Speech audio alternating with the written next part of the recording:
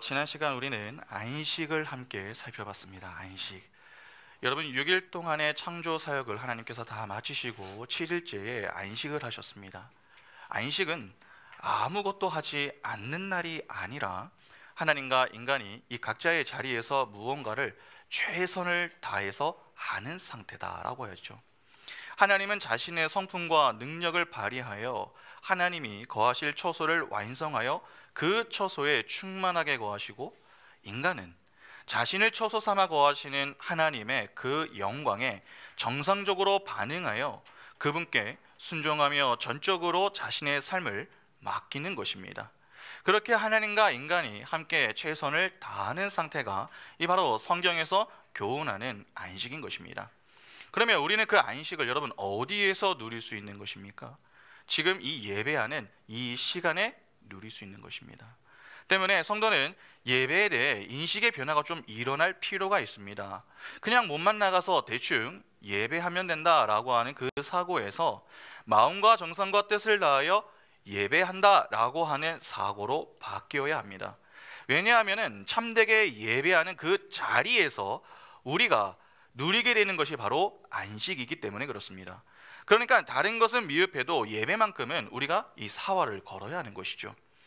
예배를 준비하는 일에서부터 예배가 시작되어 마치는 그 순간까지 우리는 매 순간 최선을 다해야 합니다. 그래야 그 속에서 참된 안식을 누리며 한 주간 살아갈 힘을 회복하고 돌아갈 수 있게 되는 것입니다. 그러나 그렇지 않으면 우리는 예배 자리에서 안식을 누리고 힘을 얻는 것이 아니라 도리어 힘을 잃고 피곤함만 쌓고 돌아갈 수도 있습니다. 여러분, 하나님이 일곱째 날에 안식을 허락하셨음은 자기 백성에게 반드시 당신의 안식을 주시겠다는 언약이 그 속에 들어가 있습니다. 안식은 우리의 요구로 인해서 주어진 것이 아닙니다. 하나님이 이미 언약 속에 안식을 주시기로 약속하셨기 때문에 주어지는 것입니다. 그 언약에 신실하신 하나님이 일방적인 은혜로 우리와 함께하고 계십니다. 그 사실을 안다면 성도인 우리가 어떻게 대충 신앙생활을 하며 또 어떻게 대충 인생을 살아갈 수 있겠습니까? 그런 점에서 오늘 우리의 문제는요, 다른 것이 아닙니다. 하나님을 모르는 무지가 가장 큰 문제가 되는 것이죠. 사실 모르는 것은요, 그렇게 부끄러운 것이 아닙니다. 그러나 모르는데 배우지 않는다라고 하는 것은 부끄러운 것입니다. 모르면 배우면 됩니다. 물론 말씀을 배우는 훈련이 그리 간단하지는 않습니다. 때로는 어렵고 또 힘이 들 때도 많이 있습니다. 그러나 성령께서 우리를 돕고 계시죠. 그 성령의 인도만 겸손히 따르시기 바랍니다. 그래서 육신의 눈은 조금씩 닫고 믿음의 눈을 조금씩 열면은 하나님의 말씀 속에 함유된 진리가 보이기 시작합니다. 하나님은 반드시 우리를 그런 자리로 인도하십니다. 그러니까 나는 안 되는가 보다, 나는 늦었나 보다, 그러한 낙심이나 자책을 하지 마시기 바랍니다. 내가 나를 평가하는 것은 어떠한 면에서 여러분 교만일 수 있습니다. 나보다 나를 더 잘 아시는 분이 바로 하나님이시죠. 그분이 우리를 돕고 계시고 또 우리를 반드시 계획하신 그 자리로 인도하십니다. 그러니까 믿음으로 오늘 이 시간을 소중히 여기시고 말씀에 집중할 수 있도록 마음으로 기도하시며 들으시기 바랍니다. 그게 중요한 것입니다. 여러분, 하나님은 자기 백성에게 반드시 안식을 주시는 분이십니다. 그런데 조금 전에 그 안식을 주기 위하여서 하나님이 자기 백성을 어디 속에 넣으셨다라고 했습니까? 언약 속에 넣으셨다라고 했습니다. 그러면 창조기사는 결국 무엇을 세우는 내용이 되기도 하는 것입니까? 언약을 세우는 것이 된다라고 하는 말이 되겠죠. 하나님은 언약을 세우시기만 하십니까? 그렇지 않습니다. 세우신 언약을 완성해 가시는 분이시기도 합니다. 그래서 창세기는 하나님이 어떠한 언약을 세우시고 또 그 언약을 어떻게 완성해 가시는가 하는 것을 주제로 삼고 있는 책이다, 그렇게 볼 수도 있습니다. 그러니까 창세기는 언약의 책인 것이죠. 그런데 사실 창세기만 그러한 게 아니라 성경 전체가 그렇습니다. 그래서 성경을 크게 구분하면 여러분 무엇과 무엇으로 나뉩니까? 구약과 신약으로 나뉘죠. 구약이란 옛 언약을 의미하고 신약은 새 언약을 의미합니다. 이렇게 성경은 옛 언약과 새 언약을 담고 있는 책입니다. 그런 점에서 창세기가 언약의 책이다 그렇게 보는 것은 이 어색한 것이 아니라고 할 수 있겠죠. 특히 창세기가 언약의 책이다 라고 하는 점은 오늘 본문만 보아도요 충분히 알 수 있습니다. 먼저 본문을 한번 보시기 바랍니다. 창세기 2장 4절부터 7절에 이것이 천지가 창조될 때에 한 해가 땅에 내려기니 여호와 하나님이 땅과 하늘을 만드시던 날에 여호와 하나님이 땅에 비를 내리지 아니하셨고 땅을 갈 사람도 없었으므로 들에는 초목이 아직 없었고 밭에는 채소가 나지 아니하였으며 안개만 땅에서 올라와 온 지면을 적셨더라. 여호와 하나님이 땅의 흙으로 사람을 지으시고 생기를 그 코에 불어 넣으시니 사람이 생명이 되니라. 4절을 보면은 여호와 하나님이라는 단어가 등장합니다. 그동안 하나님이란 단어는 여러분 무수히 많이 등장했습니다. 그러나 창세기가 여러분 2장 3절까지 나온 하나님의 이름은 모두 엘로힘이었습니다. 이는 하나님을 뜻하기도 하지만 신들이라고 하는 의미도 있었죠. 그런데 4절에 드디어 그 하나님이 어떤 분이신가 하는 것을 보여주는 단어가 나오는 것입니다. 그 하나님이 어떤 하나님이십니까? 바로 여호와 하나님입니다. 잠시 패드 한번 좀 넘겨주실래요?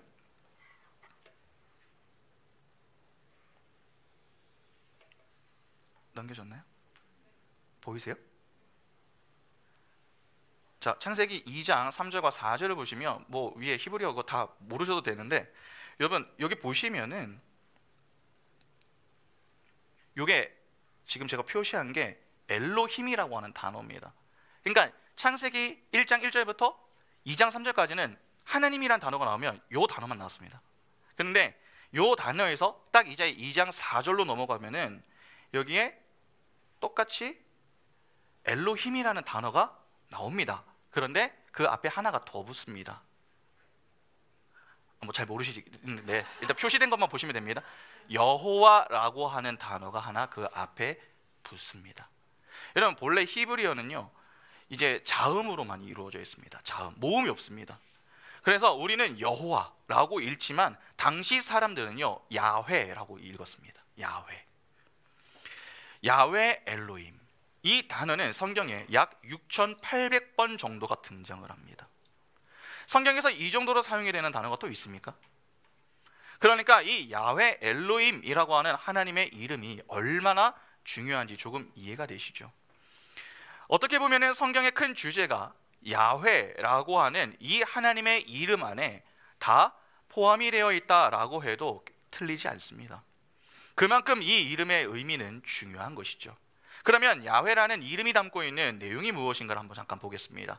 여러분 출애굽기 3장 14절과 15절 보시면은 하나님이 모세에게 이르시되 나는 스스로 있는 자이니라. 또 이르시되 너는 이스라엘 자손에게 이같이 이르기를 스스로 있는 자가 나를 너희에게 보내셨다 하라. 하나님이 또 모세에게 이르시되 너는 이스라엘 자손에게 이같이 이르기를 너희 조상의 하나님 여호와 곧 아브라함의 하나님, 이삭의 하나님, 야곱의 하나님께서 나를 너희에게 보내셨다 하라. 이는 나의 영원한 이름이요 대대로 기억할 나의 칭호니라. 여기 보면은 하나님은 자신을 무엇이라고 소개를 합니까? 여호와라고 소개를 합니다. 그리고 그 이름의 의미를 스스로 있는 자라고 친히 밝혀주시죠. 그런데 그 이름은 영원한 이름이자 또 대대로 기억을 할 칭호라고 말씀을 하십니다. 그러면 무엇이 영원하며 무엇을 기억하라 하는 말입니까? 출애굽기 6장 2절부터 5절을 보시면 조금 더 명확해집니다. 출애굽기 6장 2절부터 5절 보시면은 하나님이 모세에게 말씀하여 이르시되 나는 여호와이니라. 내가 아브라함과 이삭과 화면 뜹니까? 네, 뜨죠? 야곱에게 전능의 하나님으로 나타났으나 나의 이름을 여호와로는 그들에게 알리지 아니하였고 가나안 땅 곧 그들이 거류하는 땅을 그들에게 주기로 그들과 언약하였더니 이제 애굽 사람이 종으로 삼은 이스라엘 자손의 신음소리를 내가 듣고 나의 언약을 기억하노라. 이곳에서는 여호와 하나님이 언약을 하시고 그 언약을 이루시는 분으로 소개가 되고 있습니다. 그러니까 여호와 하나님이라고 하는 이 이름이 담고 있는 내용은 스스로의 능력과 열심을 가지고 언약을 맺고 그 언약을 이루시는 분이시다라고 하는 뜻이 되는 겁니다. 그러면 하나님은 무엇을 기억하라 하시는 겁니까? 영원한 언약을 신실하게 이루시는 그 자신, 즉 여호와 하나님의 그 이름을 기억하라는 것입니다. 이렇게 야훼, 엘로힘은 언약과 관련이 있는 이름입니다. 모세는 창세기에 창조기사를 소개한 이후에 갑자기 여호와 하나님이라는 이름을 사용합니다. 이는 하나님이 이 모든 일을 스스로 이루셨고 그 창조기사뿐만이 아니라 인류의 역사는 모두 하나님이 언약을 세우시고 이루어 가시는 하나님의 열심에 관한 이야기임을 보여주는 것입니다. 그러니까 여러분, 하나님은 어떤 분이십니까? 바로 언약에 신실하신 분이 되는 겁니다. 그것을 강조하기 위해서 4절에 여호와란 이름을 등장시키는 겁니다. 그런데 여기 중요한 게 있습니다. 여러분, 기본적으로 언약이라고 하는 것은 언약을 맺을 대상이 필요합니다. 그런데 하나님과 언약을 맺을 대상은 누구밖에 없습니까? 인간밖에 없습니다. 인간은 다른 피조물과 달리 하나님의 형상으로 지음을 받은 존재죠. 이는 하나님과 교제가 가능한 존재이자 동시에 언약을 맺을 수 있는 존재임을 보여줍니다. 그래서 하나님과 언약을 맺을 수 있는 인간의 창조에 대한 기사가 다시 등장하는 것이죠. 오늘 본문은 조금 주의를 갖고 해석을 할 좀 필요가 있습니다. 그렇지 않으면요, 혼동이 생기고 또 이 곡해를 일으킬 수 있는 부분이 아주 많습니다. 그냥 성경을 읽으면 우리는 궁금함이 좀 들 수 있습니다. 왜 창조기사가 2번이나 반복이 되는가 하는 것이죠. 또한 언뜻 보면은 1장의 창조기사와 오늘 읽은 부분이 조금 모순되는 것처럼 보이기도 합니다. 이러한 이유 때문에 가끔 사람들 중에는 창세기 1장 1절부터 창세기 2장 3절까지의 창조와 또 창세기 2장 4절 이하에 나오는 창조는 서로 다른 창조다, 그렇게 보기도 합니다. 그들의 주장은 이런 것이죠. 첫 창조가 실패했기 때문에 또 다른 창조가 있었다, 그렇게 주장하는 것입니다. 어떠십니까? 여러분, 하나님은 실패하실 수 있는 분이십니까? 그렇지 않죠. 하나님의 첫 창조가 실패했으면 하나님 역시 실패하실 수 있는 분이 되는 것입니다. 만일 하나님이 실패 가능한 분이시라면 그분은 전지전능하신 분이 아닙니다. 하나님이 전지전능하지 않으시다면 죄송하지만 우리가 하나님을 믿어야 할 이유는 무엇입니까? 하나님의 전능성이 사라지게 되면 굳이 하나님을 믿을 이유가 없어집니다. 또한 어떤 분들은 창세기 2장 4절 이하의 창조가 이전의 창조를 반복하는 것임을 인정은 하지만 창조의 순서가 1장과 다른 것을 볼 때에 이 창조기사는 당시 고대 근동의 설화를 좀 이 짜집기를 해 놓은 것이 아니냐, 그렇게 주장하기도 합니다. 그러니까 오늘 본문에 주의를 갖고 해석을 하지 않으면은 이러한 오류에 얼마든지 빠질 수 있는 것이죠. 여러분, 오늘 보면 4절을 다시 한번 보시기 바랍니다. 2장 4절 보시면 이것이 천지가 창조될 때에 하늘과 땅의 내력이니 여호와 하나님이 땅과 하늘을 만드시던 날에. 본절을 보면은 내력이라고 하는 단어가 나옵니다. 내력. 근데 개역개정은 이거를 내력이라고 번역을 했는데 개역 한글로 보면은 대략이라고 번역을 해놨습니다. 대략. 그 내용을 잠깐 한번 볼까요? 패드 잠시만 다시 넘겨주세요. 창세기 2장 개역 한글과 개역 한글의 비교를 좀 보시면은 여러분 보이시죠? 개역 한글을 보시면은 여호와 하나님이 천지를 창조하실 때에 천지에 창조된 대략이 이러하다, 이렇게 번역을 해놨거든요. 근데 이게 이제 개역 개정으로 바뀌면서 그 내용이 이것이 천지가 창조가 될 때에 하늘과 땅의 내력이니, 이렇게 말이 좀 바뀝니다. 그런데 이 두 단어가 사실은 히브리어 같은 단어입니다. 톨레드트. 여러분, 이는 역사, 기원에 관한 기록이라고 하는 의미를 지닌 단어입니다. 이 톨레도트라고 하는 단어는 창세기에서 되게 중요한 이 단어이기 때문에 조금 기억해 놓는 게 좋습니다. 그러니까 대략 또는 내력이라고 하는 것은 2장 4절부터 전개가 되는 이 이야기는 2장 3절까지의 내용이 다른 관점에서 재묘사가 되는 기록이다라고 하는 뜻이 되는 것입니다. 때문에 2장 4절 이하가 두 번째 창조다, 그렇게 주장하는 분들은 단어의 뜻도 모르는 아주 무지한 분들인 것이죠. 만일 창세기를 크게 두 문단으로 나눈다면은 여러분 창세기 1장 1절부터 2장 3절까지가 이 하나의 문단이 될 수 있는 것입니다. 창세기 2장 4절은요 새로운 문단이 시작되는 부분입니다. 그래서 조금 이 복잡하게 보이는 것이죠. 그러면 일단 하나의 문제는 해결이 됐습니다.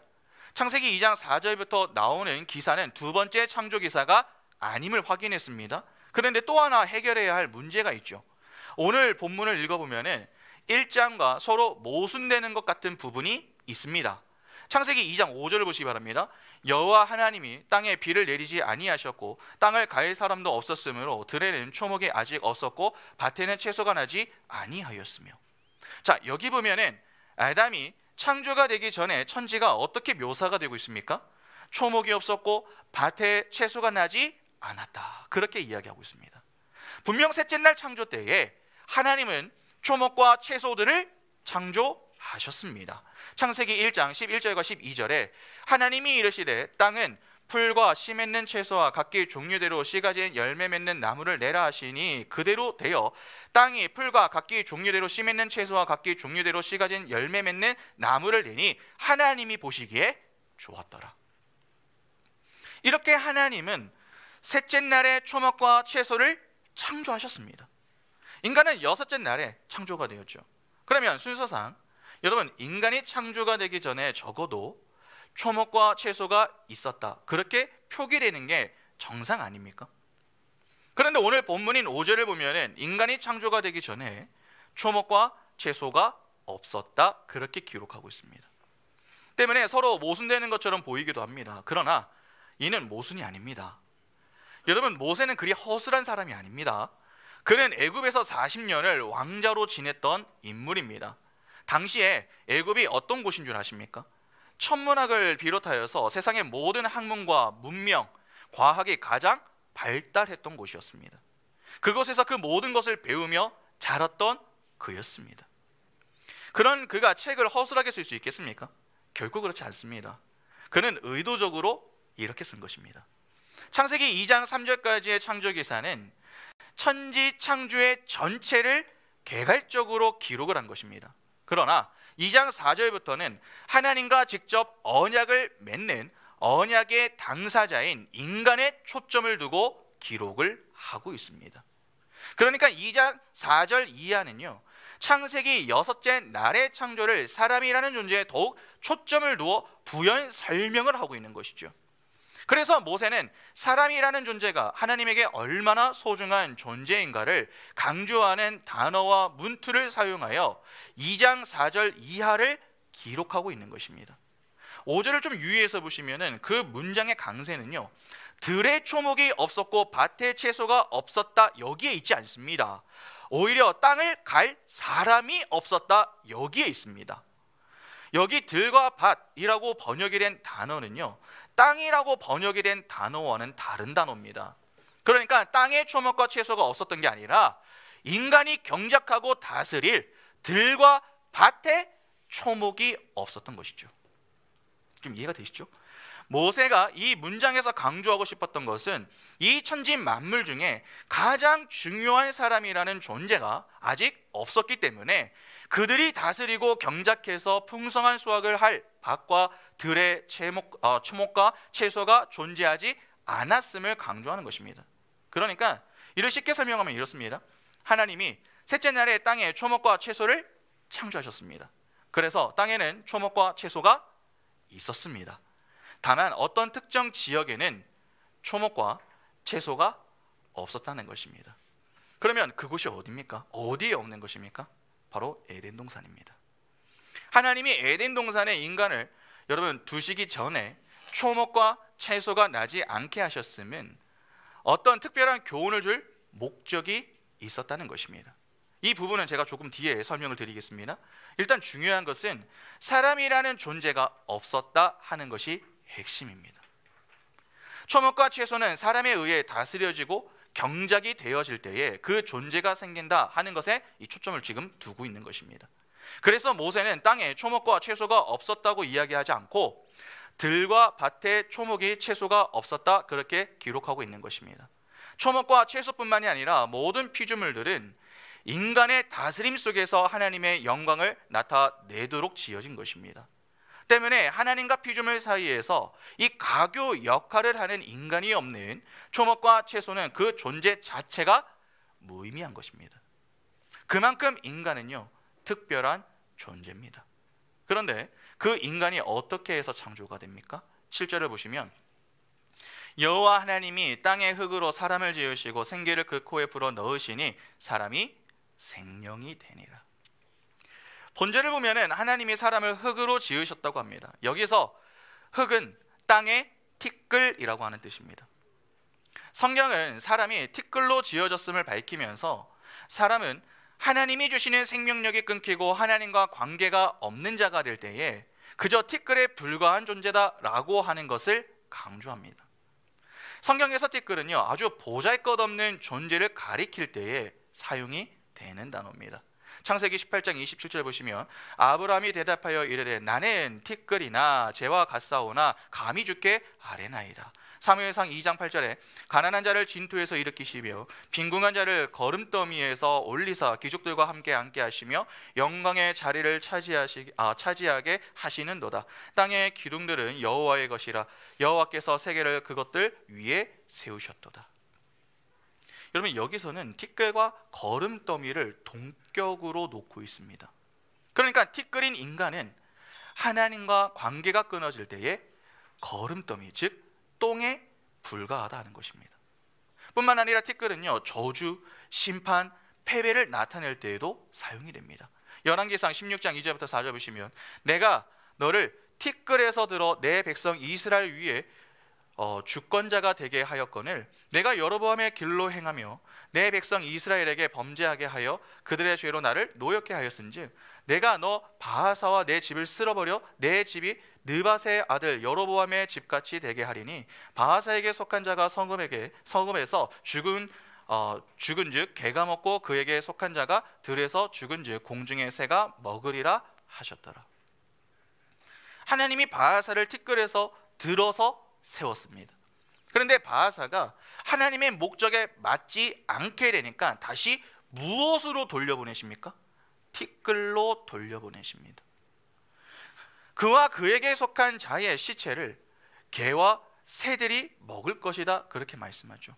이것이 바로 저주와 심판입니다. 마치 창세기 3장 19절의 저주가 그림으로 그려지는 그러한 모습 아닙니까? 아담이 죄를 지었습니다. 그러자 하나님이 내가 흙이니 반드시 흙으로 돌아갈 것이다, 그렇게 말씀을 하시죠. 그러니까 티끌인 인간이 하나님과 의로운 관계에 있을 때는 생명이 되지만 하나님의 생명력이 떠나버린 인간은 그저 티끌인 것입니다. 피조물에게서 하나님이 떠나시는 것은 그 자체로 저주요 심판이 되는 것이죠. 그러니까 하나님과 관계없이 살아가는 이 땅의 수많은 불신자들은 여러분 이미 무엇을 받고 있는 것입니까? 심판을 받고 있는 것입니다. 그들은 이미 지옥을 맛보며 살고 있는 것입니다. 여러분, 지옥이 무엇입니까? 지옥. 하나님의 형상으로 지어진 인간들이 하나님으로부터 공급이 되어야 할 하늘의 복이 차단되어 땅에 갇힌 상태를 가리킵니다. 여러분, 그게 지옥입니다. 그런데 마귀는 사람들이 그 지옥을 자각하지 못하게 두 눈을 가려버리죠. 달콤하고 짜릿한 것들을 만들어 놓고서 자꾸 바쁘게 만들어 놓습니다. 그래서 사람들이 이를 느끼지 못할 뿐입니다. 그러다가 어느 날 그 모든 것들이 빠졌을 때에 하나님과 관계가 없는 상태인 지옥이 실감이 될 것입니다. 그러나 우리 성도들은 이미 이 땅에서 하나님과 관계없는 삶이 얼마나 공허하고 허무하며 또 고통스러운 삶인가를 알게 된 자들입니다. 그래서 최선을 다해 믿음 안에 거하려고 힘을 쓰는 것이죠. 그 일에 최선을 다하지 않을 때에 우리는 얼마든지 하나님의 저주요 심판을 경험하게 됩니다. 이를 잘 보여주었던 여러분 대표적인 사건이 무엇입니까? 아이성 전투입니다. 여호수아서 7장 6절 보시면은 여호수아가 옷을 찢고 이스라엘 장로들과 함께 여호와의 궤 앞에서 땅에 엎드려 머리에 무엇을 뒤집었습니까? 티끌을 뒤집어 쓰고 저물도록 있다가. 아이성에서 패배한 여호수아의 모습입니다. 여러분, 티끌 아닙니까? 티끌을 뒤집어 썼으니까. 이렇게 성경에서 티끌은 저주요, 심판이요, 패배요, 보잘것 없음의 상징입니다. 어떤 사람이 아무리 부를 쌓고 성공해도 하나님과 관계가 없는 자가 될 때에 그 사람은 보잘것없는 티끌에 불과한 것입니다. 그러한 관점에서 본다면 여러분, 우리가 부러워할 사람이 있습니까? 없습니다. 돈이 조금 부족하고 얼굴이 조금 못생겼고 또 키가 조금 작아도요, 아무 문제 없습니다. 왜 그렇습니까? 우리는 다른 것은 부족해도 하나님을 소유한 자들이기 때문에 그렇습니다. 하나님과의 관계를 갖고 있는 자이기 때문에 부러워할 게 없습니다. 내가 얼마나 많은 것을 가졌는가, 그것보다 더 중요한 것은 내가 하나님을 소유한 자인가, 내가 하나님과의 관계가 안녕한가, 그것이 더 중요한 것입니다. 그것이 분명한 사람은요, 당당합니다. 세상 앞에서 기죽지 않습니다. 그런 자들이 복음을 외치는 것입니다. 그러나 그렇지 않은 자들은 어떻습니까?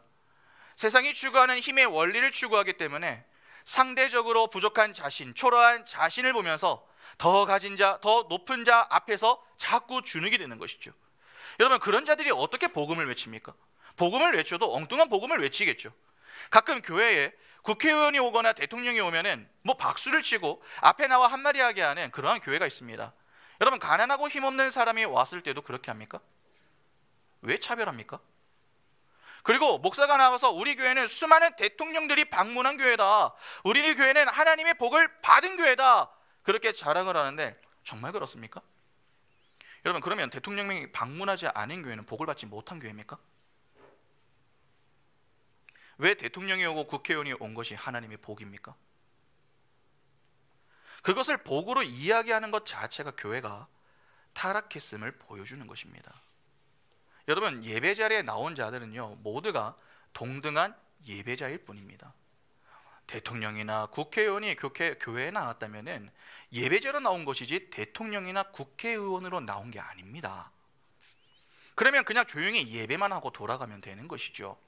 그러나 자신이 왔는데 연설 한번 해주지 않겠다고 불만을 갖거나 또 연설하는 일에 사람들이 자부심을 느끼고 이를 교회의 자랑거리로 여긴다면 이미 그 교회는요, 병이 든 것입니다. 그런 점에서 한국교회가 반성하고 진심으로 회개해야 할 것들이 얼마나 많은지 모릅니다. 여러분, 생명은 누구에게 있는 것입니까? 오직 예수 그리스도 안에 있는 것입니다. 그리스도가 없는 사람은 아무리 외양이 화려해도 죽은 사람, 즉 티끌입니다.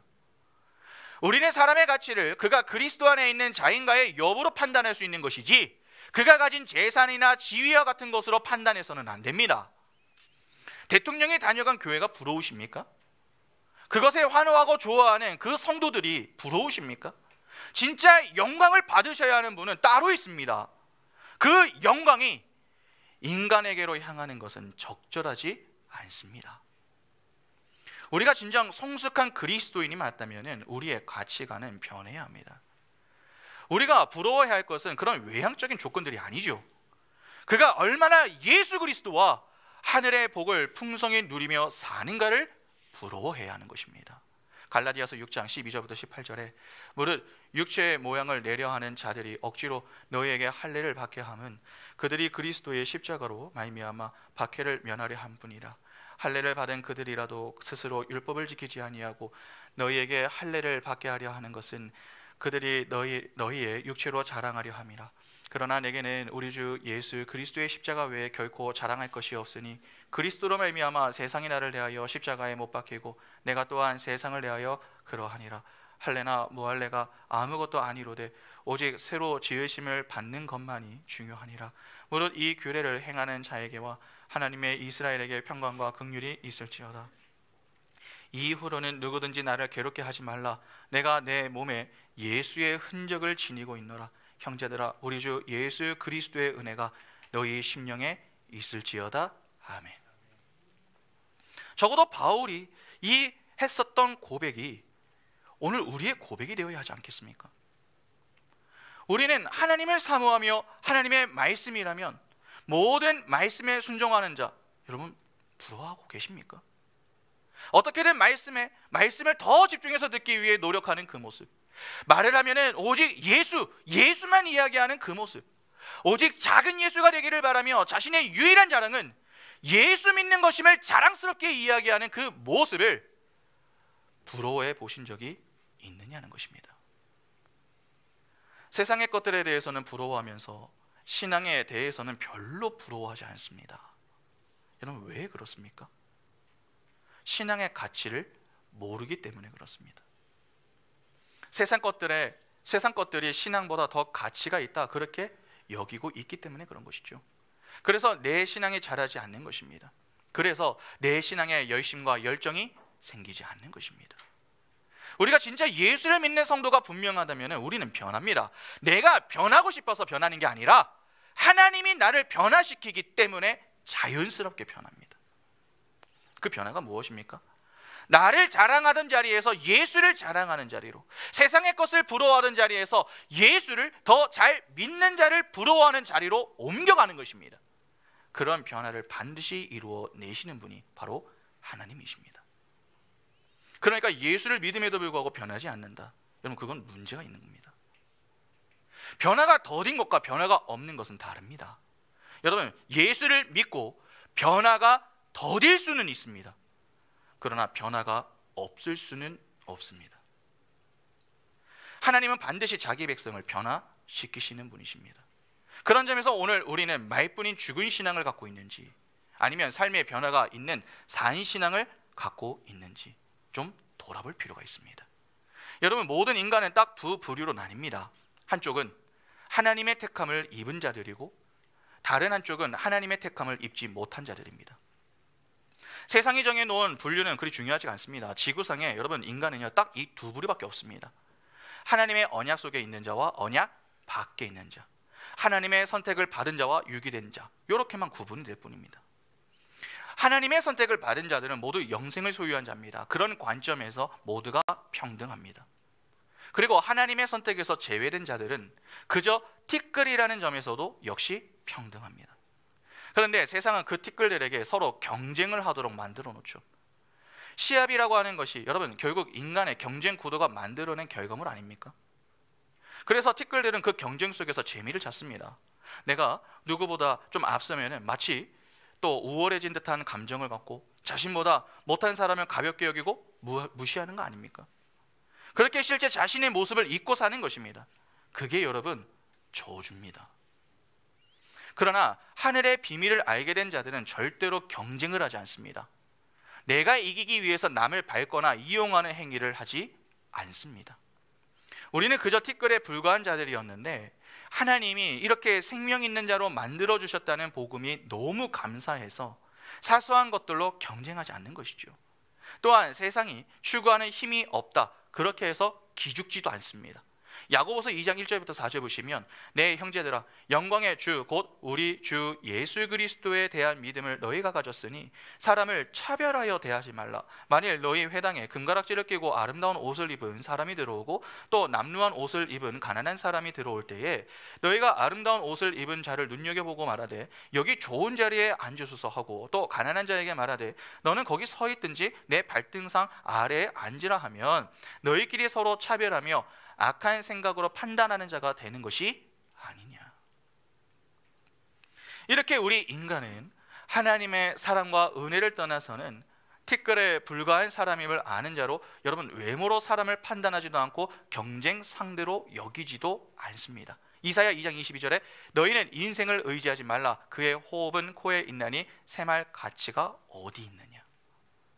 하나님과 관계가 없는 자들은 여러분, 코에서 숨이 딱 멎는 그 순간에 순식간에 허망한 티끌로 변하게 됩니다.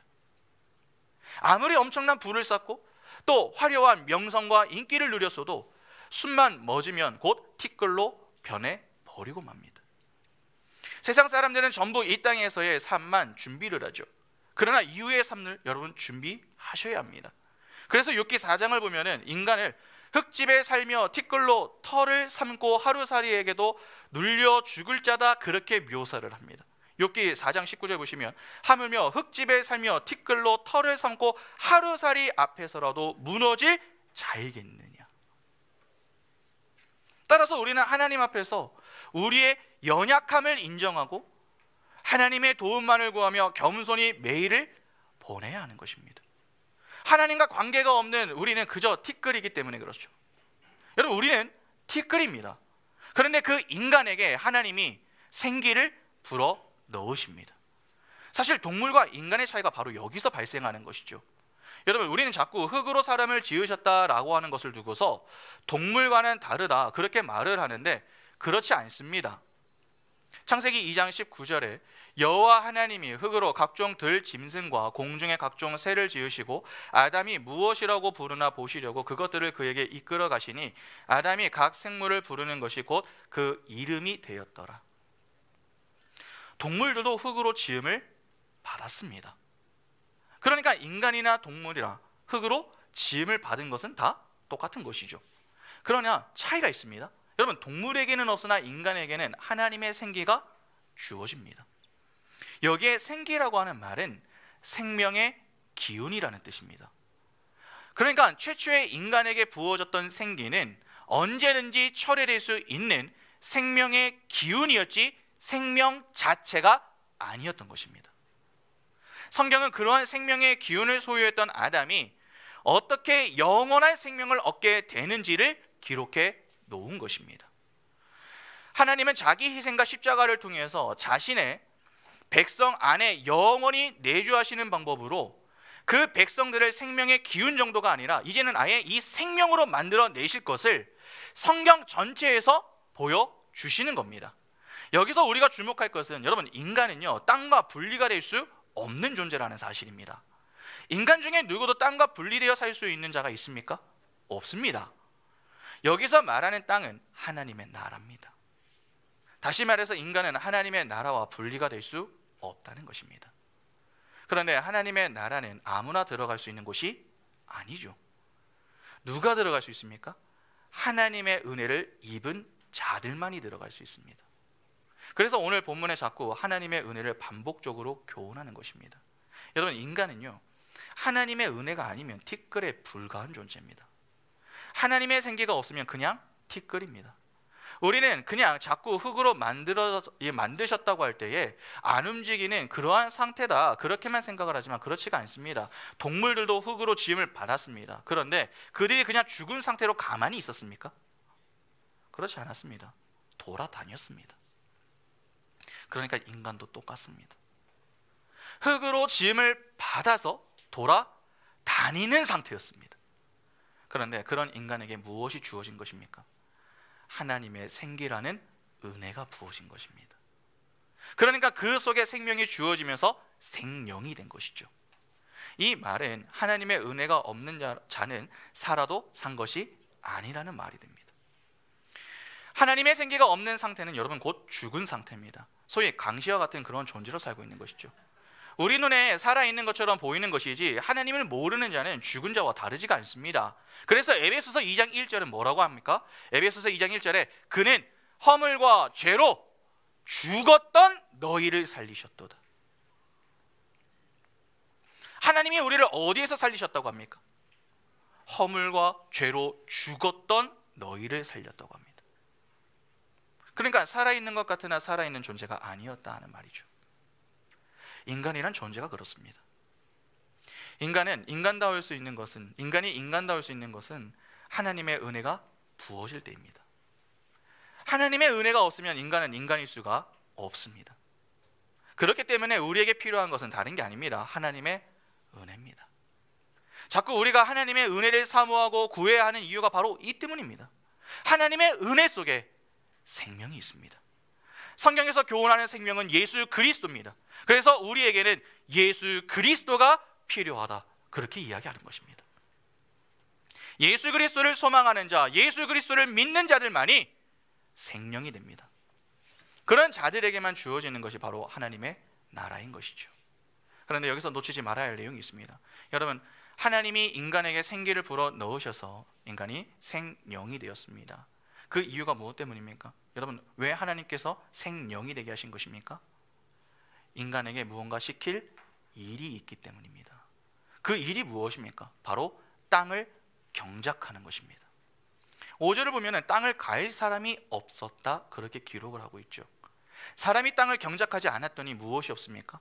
초목이 없고 채소가 나지 않았습니다. 이는 사람이 땅을 경작하면 무엇이 난다는 말이 되는 것입니까? 초목과 채소가 난다는 말이 됩니다. 그런데 아까 제가 그 땅은 어느 땅이라고 했습니까? 에덴 동산이라고 했죠. 그러니까 하나님이 다스리는 땅에서 인간이 해야 할 일이 있다는 것입니다. 하나님은 그런 분명한 목적을 갖고 우리를 창조하신 것이지 그냥 창조한 게 아닙니다. 땅을 경작하여 초목과 채소가 난다고 하는 것은 여러분 생명을 내는 일입니다. 그러면 인간이 하는 일이 무엇이란 말입니까? 생명을 낳는 일이 되는 것입니다. 그러나 생명을 낳기 위해서는 무엇이 전제가 되어야 합니까? 먼저 생명이 있는 자가 되어야 합니다. 그래서 먼저 하나님은 그분이 사용하고자 하는 그 인간에게 생명을 주시는 겁니다. 그렇게 하나님의 생명을 받아 생명이 된 자는 경작을 통하여서 생명을 낳게 됩니다. 여기서 우리는 매우 중요한 사실을 몇 가지 발견할 수가 있습니다. 여러분, 우리는 생명을 혼자 소유하는 존재가 아닙니다. 생명으로 생명을 낳는 존재입니다. 오늘날 많은 분들과 교회들이 착각을 하는 게 바로 여기에 있죠. 우리는 자꾸 생명을 혼자만 소유하려고 합니다. 그런 자들이 모인 교회는 어떻습니까? 생명을 나누지를 않습니다. 그래서 교회를 가보면 상당히 좀 건조합니다. 메말라 있죠. 그러니까 자꾸 모이는 교회는 있어도 흩어지는 교회는 찾아보기가 어려운 것입니다. 하나님이 우리에게 생명을 주시는 것은 주신 생명으로 다른 생명을 낳으라고 주시는 겁니다. 때문에 교회와 성도는 생명의 통로가 되는 자들이지 생명을 독차지하는 자들은 아닌 것입니다. 그런데 우리는 생명을 쌓는 일에만 관심이 있습니다. 남에게는 별로 관심이 없죠. 나만 중요하다고 생각하고 내 교회만 중요하다 그렇게 생각하는 것입니다. 그런 이기적인 발상이 타락한 죄인의 사고요, 세상에 심어놓은 발상입니다. 하나님은 하나님의 나라를 확장시키기 위해서 인간을 통해 일하시기로 작정하셨습니다. 하나님이 왜 그러한 방식을 택하셨는가? 그것은 우리가 알 수 없습니다. 그러나 하나님은 그렇게 하시기로 작정하셨고 그 작정대로 우리를 부르시고 사용하시는 것입니다. 우리는 그런 영광스러운 일에 참여자로 부름을 받은 것이죠. 그런데 오늘날 우리는 그 영광을 홀로 이 독차지하려고 하는 것에만 힘을 내고 있는 것입니다. 그러니까 교회들이 영적 비만이 되어서 건강을 다 잃어버리게 된 것입니다. 여러분, 우리는 우리들끼리 잘 먹고 잘 살기 위해서 부름을 받은 게 아닙니다. 우리가 받은 생명을 나누어 주기 위하여 부름을 받았습니다. 생명을 나누기 위해 우리는 먼저 생명을 소유해야 합니다. 그래서 우리가 말씀과 기도의 자리에서 이렇게 힘을 내고 있는 것 아닙니까? 그렇게 우리가 은혜를 충만하게 누리는 상태가 되었다면 그것을 반드시 나누어야 합니다. 때를 얻지 못하든지 우리는 우리의 자리에서 최선을 다해 경작을 해야 합니다. 그렇게 생명을 낳는 일에 힘을 내야 합니다. 그런데 그런 일을 하지 않는다면 그것은 문제가 있는 것이죠. 하나님을 믿는데 엉뚱하게 믿고 있는 것입니다. 예수를 제대로 믿고 있다면 우리는 가만히 있을 수 없습니다. 부지런히 움직이며 경작을 하여 생명을 낳는 일에 동참을 합니다. 그런데 잘 아시다시피 여러분, 경작이라고 하는 게 쉬운 일은 아니죠. 왜 하나님은 땅을 갈 사람이 없다 그렇게 표현을 하셨을까요? 하나님의 일은 쉽게 이루어지는 것이 아님을 보여주기 위해서입니다.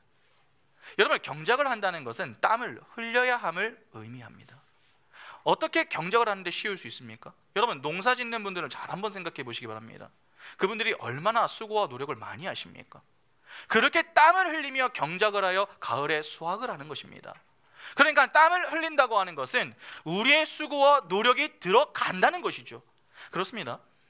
우리가 생명을 낳기 위해서는 반드시 땀을 흘려야 합니다. 고생스럽고 힘이 들 수도 있습니다. 그러나 그것이 우리가 해야 할 일임을 기억하셔야 합니다. 그런데 오늘날 교회들을 보면 어떻습니까?